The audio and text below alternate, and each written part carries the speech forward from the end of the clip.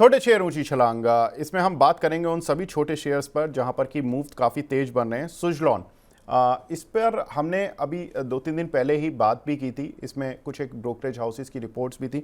हालांकि जिस दिन हमने बात की उसी दिन एक आईसीआईसीआई सिक्योरिटीज़ की रिपोर्ट आई जिन्होंने कि 80 रुपये का भी टारगेट दे दिया। उनका पहले टारगेट 60 था, उन्होंने बढ़ाकर 70 किया, 70 से बढ़ाकर उन्होंने 80 कर दिया। Brijesh sir, Suzlon on charts कैसा लग रहा है आपको? मुझे लग रहा है इसमें धीरे धीरे बाइंग आ रही है काउंटर में। तो मुझे और मैं इसको आपको मंथली चार्ट की नजर से बता देता हूँ। पिछली बार जब एक सेल ऑफ आया था, रेजिस्टेंस मिला था जो मंथली 2009 में मिला था, और वो लेवल थे 130, 132 का प्रिसाइज लेवल है जहां पे एक सप्लाई मिला था। उसके बाद काफी टाइम ये स्टॉक साइडवेज और रेंज में कंसोलिडेशन करता गया। अभी रिसेंटली मई 23 के बाद इसमें मोमेंटम आना चालू है, जो कि 12-13 रुपए से अभी 80 रुपए के आसपास आ चुका है। तो मेरा ये मानना है कि टाइम फ्रेम थोड़ा लंबा रहेगा, बट वो 130 का लेवल जहां से सप्लाई मिला था उसको पिछला 2009 में, वो लेवल हो सकता है जिस हिसाब से अभी लाइमलाइट में आया है स्टॉक। तो धीरे धीरे वो परसेंटेज टर्म में तो काफी ज्यादा हो जाएगा, बट देन हम ये मान के चल सकते हैं कि ये स्टॉक 125 130 तक रैली कर सकता है। टाइम जी। फ्रेम थोड़ा लंबा रहेगा, बट देन जो भी लॉन्ग टर्म के नजरिए से इसको पोजीशन को होल्ड करना चाहते हैं, होल्ड करें। अभी रिसेंटली में भी जो हम देख रहे हैं कि इसमें एक रेंज बना के फिर से आज पहला दिन है जहां पे ये स्टॉक फिर से 5% अप है। सो मुझे लगता है कि धीरे धीरे ये शायद वो 120 125 या जो पिछला रेजिस्टेंस था 132 उसके आसपास डेफिनेटली ये क्रॉस करेगा। 100 तो क्रॉस कर ही लेगा, ये तो मेरा इमीडिएट व्यू है। बट स्लो एंड स्टडी मुझे लगता है वो 125 130 के आसपास जाने की कोशिश करेगा। वो आपका लॉन्ग टर्म का नजरिए से वो आपका टारगेट होना चाहिए। तो 100 तो पार कर लेगा और 125 से 30 भी जा सकता है। तो जो भी सुजलॉन पर रोज़ सवाल पूछते हैं उनके लिए बड़ी अच्छी खबर ब्रिजेश सर ने बता दी है कि ये काउंटर कहाँ तक जा सकता है। कुछ एक सवाल भी लेते हुए चलते हैं। वैशाली चौधरी जी का सवाल है इंजीनियर्स इंडिया पर। सर, महेश सर, इनके पास कुछ शेयर हैं 245 के, 3 से 6 महीने का प्रोस्पेक्टिव है, क्या करना है इनको? ये डेफिनेटली होल्ड करिए। फिलहाल एक प्रेशर बने हुए तो सब जगह पे प्रेशर है। 300 325 का टारगेट दिमाग में रख के चलिए। स्टॉक्स बढ़िया है और आपको ये रिटर्न बना के देगा। थोड़ा टाइम अभी एक बार का आपको देना पड़ेगा, होल्ड करिए। जी। सौरभ शर्मा जी का सवाल है सर, टाटा स्टील में क्या बाय कर सकते हैं Brijesh sir? As a sector definitely buy कर सकते हैं टाटा स्टील से। जेएसडब्ल्यू स्टील इसमें व्यू है। टाटा स्टील की अगर बात करें तो फिर फिलहाल तो 200 दिन के मूविंग एवरेज के नीचे ये जो जो लेवल है 145 का, ये एक मल्टीपल सपोर्ट जोन है। तो अगर वो ट्रेडिंग नहीं कर रहे, अगर वो इन्वेस्टमेंट के नजरिए से ले रहे हैं तो डेफिनेटली बाय कर सकते हैं। जी। वितु राय जी का सवाल है सुदर्शन केमिकल में एंट्री लेवल और स्टॉप लॉस बता दें महेश सर प्लीज़। देखिए, स्टॉक्स जो है काफी बढ़िया एक रन कर चुका है और नीचे के लेवल से आप देखेंगे तो मेरे हिसाब से करीब करीब 700 के लेवल से ये चला है। अभी ये 1000 से ऊपर ट्रेड कर रहा है और पिछले कुछ टाइम में ही चला है। तो ये अब यहाँ से अगर ये वापस से थोड़ा सा डाउन साइड वाला मोमेंटम इसमें वापस से चालू हुआ है, तो अब यहाँ से एंट्री नहीं बना के थोड़ा सा डिप का वेट करिए। 940 से 960 का एक रेंज जो है वो एक बाइंग का रेंज बन सकता है। वहां पे स्टॉप लॉस 878 का लगाइए। वापस से टारगेट 1020 से 1050 तक के बन सकते हैं। बट मैं बोलूंगा कि इसके कंपैरिजन में दूसरे काउंटर है, गुजरात अल्काली है जहाँ पे आज एक अपसाइड मोमेंटम बना हुआ है, वहां पे आप ध्यान दे दीजिए। दूसरे काउंटर है वहां पे थोड़ा केमिकल में जो है ट्रैक्शन है, वहां पे ध्यान दे तो ज्यादा बेटर रहेगा। बिल्कुल।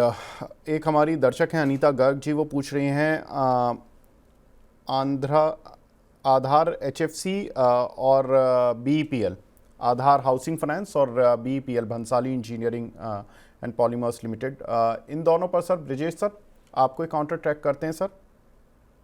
या दोनों ही लाइक अदर हाउसिंग में हमारा व्यू पॉजिटिव है। ये वापस 480 के आसपास यहाँ से और 50 रुपए का मूव, आपको 50 पॉइंट का move as a trading opportunity आपको डेफिनेटली मिलेगी।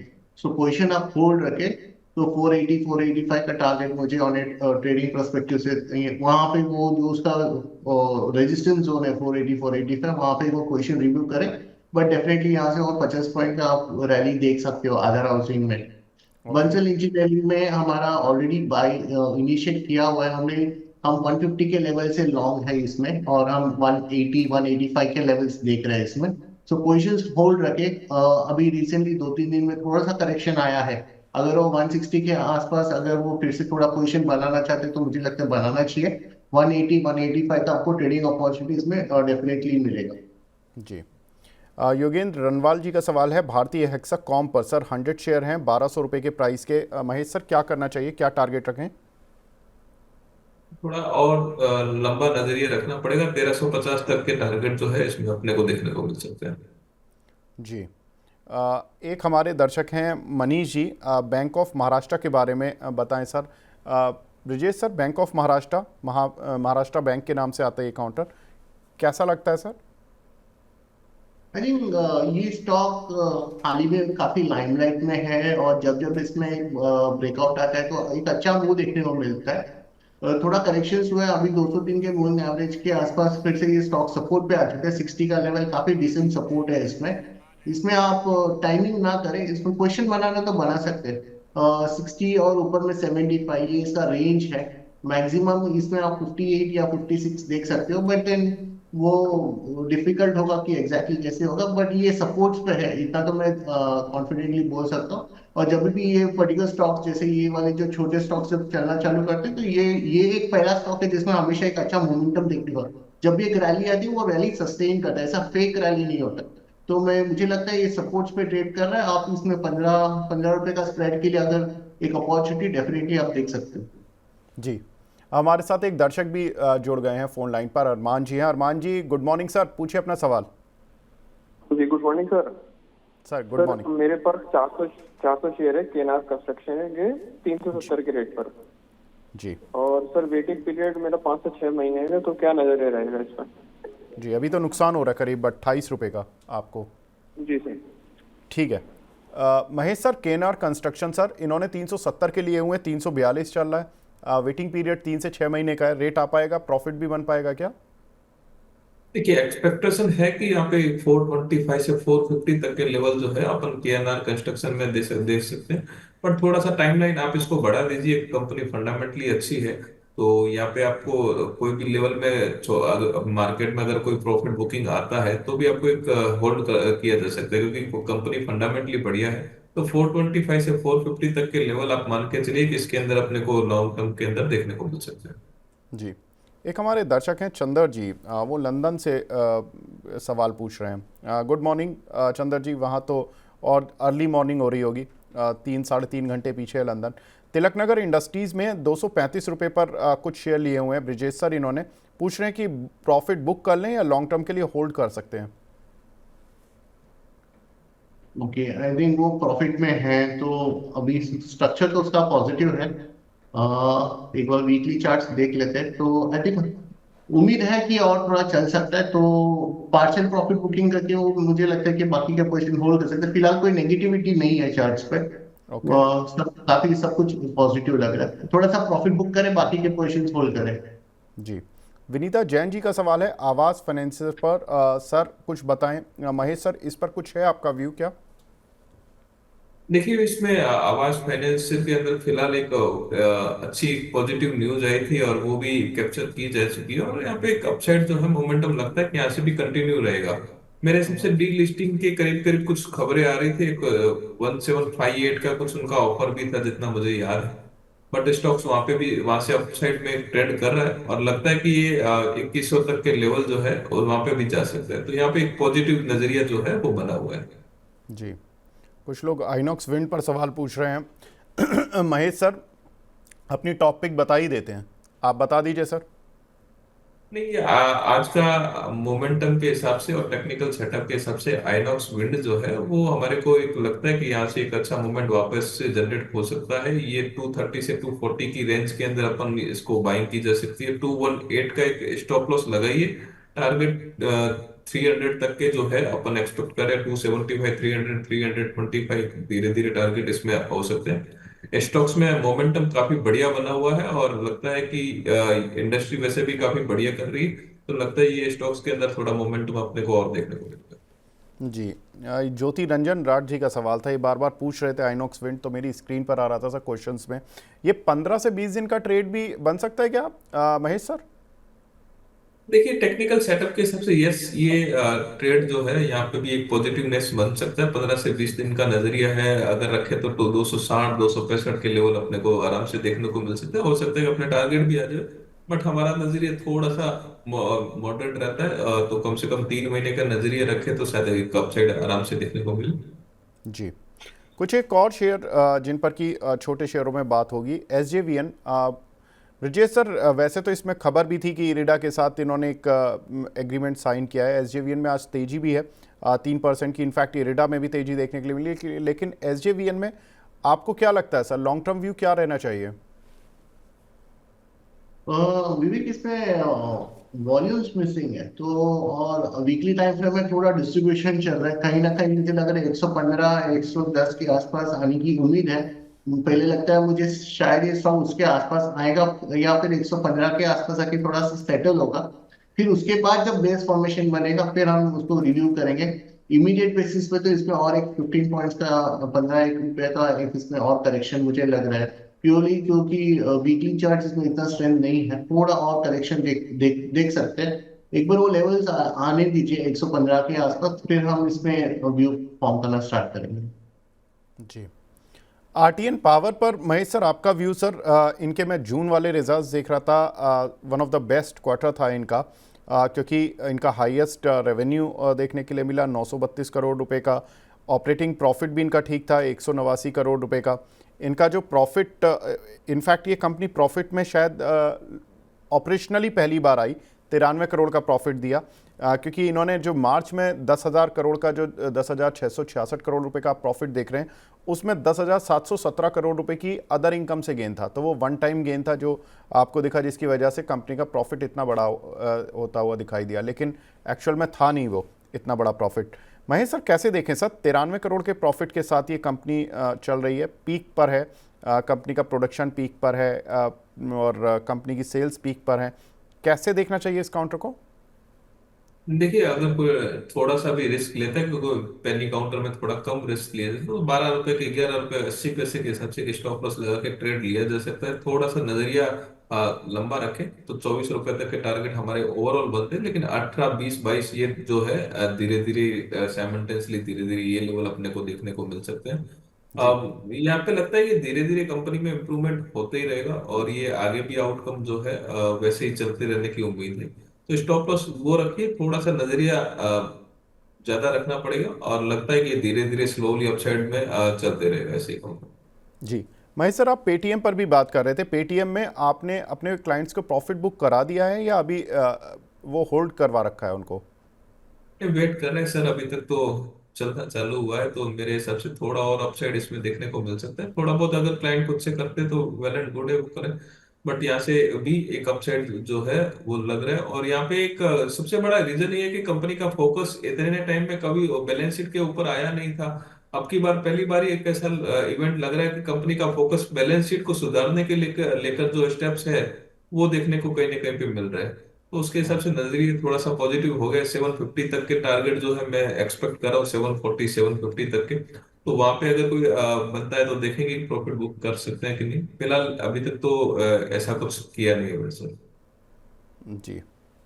रविंद्र सिंह जी का सवाल जुपिटर वैगन पर है। रविंद्र जी बोल रहे हैं कि सर मेरा सवाल ले लो प्लीज़, 1 बजे वाले प्रोग्राम में भी नहीं लिया जा रहा है और शायद नंबर नहीं आ रहा है। सर थोड़ा प्रोग्राम में पहले जुड़ेंगे ना रविंद्र जी, तो आपके सवाल लेने की प्रोबेबिलिटी थोड़ी सी बढ़ जाती है, क्योंकि लास्ट तक आते आते हमें कई सवाल स्किप करने पड़ते हैं। लेकिन जुपिटर वैगन पर 553 रुपये में 220 शेयर लिए हुए हैं इन्होंने। अब क्या करना है? वैसे तो महेश सर ऑलरेडी इसका आंसर दे चुके हैं कि बाय ऑन डिप्स करना है। महेश सर 553 रुपये के लिए हुए हैं इन्होंने, बाय ऑन डिप्स इनके लिए भी है, एवरेज कर लें क्या? कर सकते हैं, कोई दिक्कत फिलहाल लगता नहीं, लेकिन थोड़ा टाइम दीजिए इसको। ये अपसाइड भी वैसे ही हुआ है, तो यहाँ पे एक 480 का वापस से अगर कोई मिलता है लेवल तो वहां पे वापस से थोड़ा बाइंग इनिशिएट किए। 460 तक का आता है तो थोड़ा और कर लीजिए।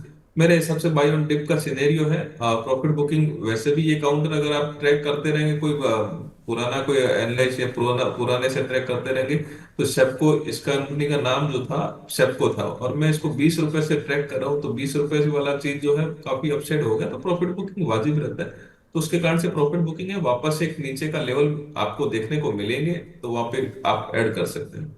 जी ब्रजेश सर, दो काउंटर मोरपेन लैब और वोडाफोन आइडिया, इन पर सवाल भी काफ़ी आते हैं sir on A daily basis. Morepen lab कैसा लग रहा है sir, on charts on data?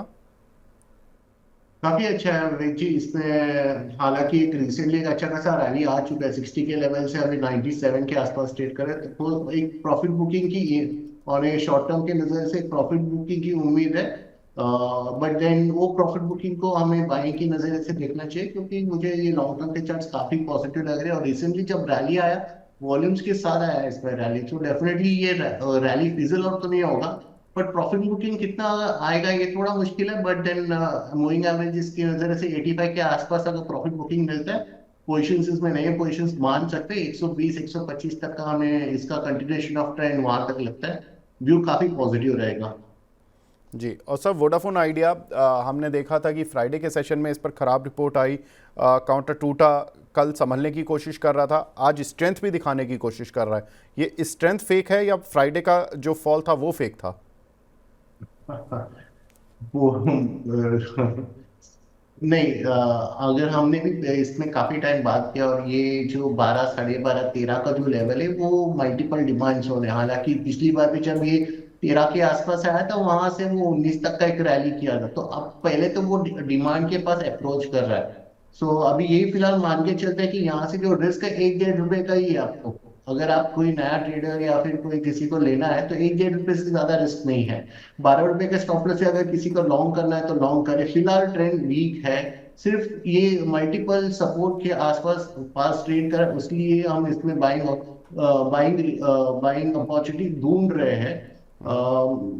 Bounce तो एक्सपेक्ट कर सकते हैं 15 15.5 तक, तो बाउंस एक्सपेक्ट कर सकते हैं। अगर किसी को ये, अगर जिनके पोजीशन है, अगर जिनके पोजीशन फंसे हैं, तो 1-1.5 रुपए का रिस्क लेके थोड़ा एवरेज कर लीजिए, क्योंकि हो सकता है कि वापस इसका बाउंस बैक देखने को मिल सकता है। जी सर, कुछ एक सवाल भी ले लेते हैं। भावना शर्मा जी का सवाल है एसबीआई लाइफ में एंट्री लेवल क्या होना चाहिए महेश सर, इनका टारगेट भी कुछ है क्या? एक स्टॉक्स काफी रन कर चुका है, तो थोड़ा टाइम ये स्टॉक्स के अंदर प्रॉफिट बुकिंग हो तो वहां पे वापस से इसको रिव्यू किया जा सकता है। फिलहाल इसमें वेट करना चाहिए मेरे हिसाब से। जी, एक हमारे दर्शक हैं आईओएल केमिकल पर सवाल पूछ रहे हैं, सविता अग्रवाल जी। ब्रजेश सर, कैसा लग रहा है आईओएल केमिकल आपको? Okay, I think chemical stocks में एक रैली देखने को मिला है। ये जो इसका जो 495 500 का जो लेवल है, एक रेजिस्टेंस जोन है।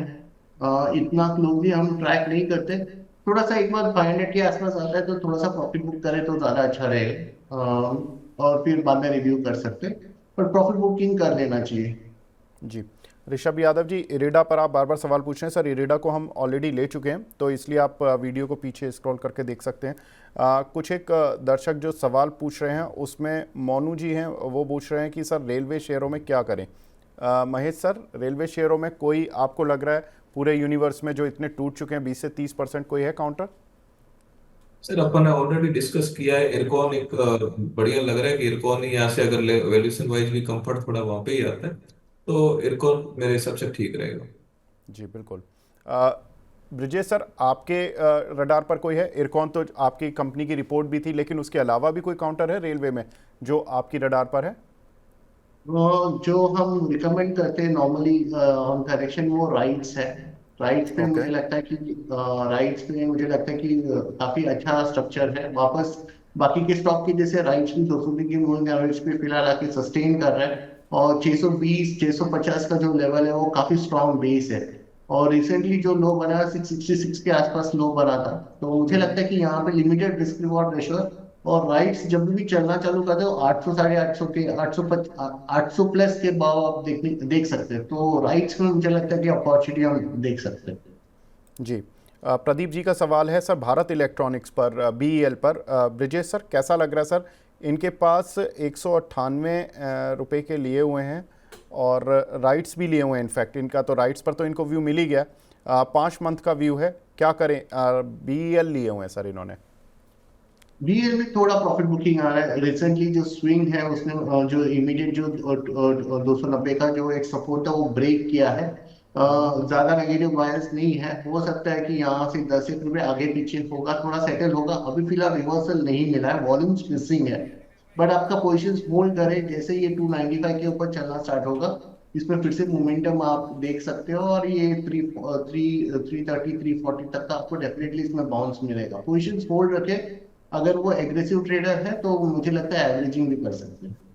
जी। वैसे तो चलने का समय हो गया, लेकिन एक सवाल महेश सर से। महेश सर, एक दर्शक ने बड़ा इंटरेस्टिंग सवाल पूछा, मुझे इसलिए लेना पड़ रहा है। उन्होंने बोला कि फॉरेन इन्वेस्टर्स का अगर जिस शेयर में परसेंटेज लेवल 15 से 20% हो तो क्या उसमें उस शेयर में इन्वेस्ट करना चाहिए? क्या राय देंगे सर? देखिए, फॉरेन इन्वेस्टमेंट का हिसाब से अगर आप देखें तो वैसे तो किया जा सकता है, बट मेरे हिसाब से थोड़ा सा आपका खुद का भी उसमें स्टडी हो तो ज्यादा बेटर रहेगा। बिल्कुल। तो फॉरेन इन्वेस्टर्स के साथ साथ सर, लेकिन फॉरेन इन्वेस्टर तो सर स्टडी करके ही घुसते हैं, तो उनकी स्टडी पर भरोसा नहीं कर सकते। देखिए, खुद की स्टडी ज्यादा बेटर रहती है मेरे हिसाब से। खुद की भी स्टडी होती है, अपने इंडियन जो फैक्टर है, डोमेस्टिक फैक्टर जो है, शायद हो सकता है कभी कभार वो भी मिस कर देवे। तो आपकी खुद की स्टडी रहेगी तो थोड़ा सा कंफर्ट लेवल उसमें ज्यादा आ जाएगा, तो उसके हिसाब से बेटर रहता है। कभी कभी कोई पॉलिटिकल कनेक्शन जो रहता है उसके कारण से भी मिसिंग रहती है। बहुत सारी चीजें होती है कि वो शायद से वो कभी कभार मिस कर जाते हैं, तो वो स्टडी भी करना जरूरी रहता है इसमें। जी, चलिए ठीक है। तो मतलब फॉरेन के साथ साथ हमें अपनी डोमेस्टिक स्टडी भी करनी पड़ेगी। और हमने देखा भी है पिछले 3-4 साल में डोमेस्टिक इंस्टीट्यूशनल इन्वेस्टर और रिटेल इन्वेस्टर्स ही जीत रहे हैं। FIs तो हमारे इंडिया में थोड़ा सा पीछे ही रह गए हैं। ब्रजेश सर, लेकिन आपकी रडार पर ऐसा कौन सा काउंटर है जो कि आगे निकल सकता है?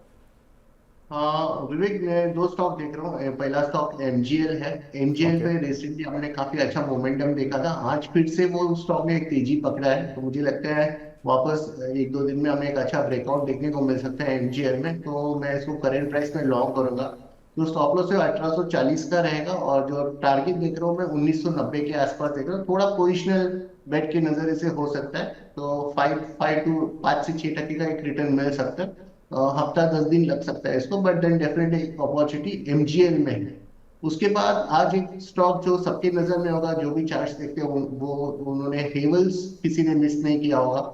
हेवल्स में आज काफी दिनों के बाद एक बड़ा ब्रेकआउट देखने को मिल रहा है। जो ब्रेकआउट डेली, वीकली, मंथली तीनों ही टाइम फ्रेम में वैलिड होगा, तो मुझे लगता है हेवल्स में एक अपॉर्चुनिटी बन सकता है। करेंट प्राइस में बाय करें। जो स्टॉप लॉस है उसका 1908 का है, और जो टारगेट रहेगा 2035। बिल्कुल। तो ब्रजेश सर की रडार पर 2 शेयर, एक हेवल्स जिसमें कि 1926 रुपये पर कॉल दे रहे हैं। सर की रिस्क रिवॉर्ड बहुत ही बेहतरीन है। कुल 18 रुपये का स्टॉप लॉस, और टारगेट देखिए 109 रुपये ऊपर का। तो यहाँ पर आप देखिए कि केवल 2% का डाउन साइड और ज़बरदस्त अपसाइड इस काउंटर पर। और ये ट्रेडिंग व्यू है, ये एक पोजिशनल व्यू है इनफैक्ट, और F&O का शेयर है, और हेवल्स जैसे काउंटर पर एक इतनी अच्छी राय। दूसरा काउंटर MGL, यहाँ पर देखें तो यहाँ पर भी रिस्क रिवॉर्ड करीब 47 रुपये नीचे का स्टॉप लॉस है, लेकिन जो टारगेट दिया है वो भी अच्छा वाला दिया हुआ है, 103 रुपये ऊपर का, 1990 का टारगेट। तो ज़बरदस्त टारगेट के लिए 2 ये कॉल ब्रजेश सर की तरफ से। साथ ही हम महेश सर भी हमारे साथ जुड़े हुए हैं। महेश सर ने भी एक कॉल बताई थी आइनॉक्स विंड, उस पर दर्शकों के भी काफ़ी सवाल आ रहे थे। तो आइनॉक्स विंड में सर ने बताया कि 242 रुपये पर इसको खरीदें। स्टॉप लॉस सर ने दिया है करीब 24 रुपये नीचे का, तो 218 रुपये का एक स्टॉप लॉस लगाना है। अब टारगेट कहाँ तक ले जा सकते हैं आप? मैक्सिमम टारगेट 325 रुपये का, तो यानी कि लगभग 83 रुपये ऊपर का अपसाइड इस काउंटर पर ऑन द मैक्सिमम साइड आपको मिल सकता है। आप अगर प्रॉफिट बुक करना चाहते हैं तो 275 और 300 के लेवल्स पर भी कर सकते हैं। तो 3 कॉल जहां पर कि हमारे दोनों ही मेहमान बुलिश हैं और बाय करने की सलाह दे रहे हैं। महेश सर, आप हमारे साथ जुड़े, बहुत बहुत शुक्रिया। ब्रजेश सर, आपका भी बहुत बहुत शुक्रिया हमसे जुड़ने के लिए, अपना प्रीशियस टाइम देने के लिए।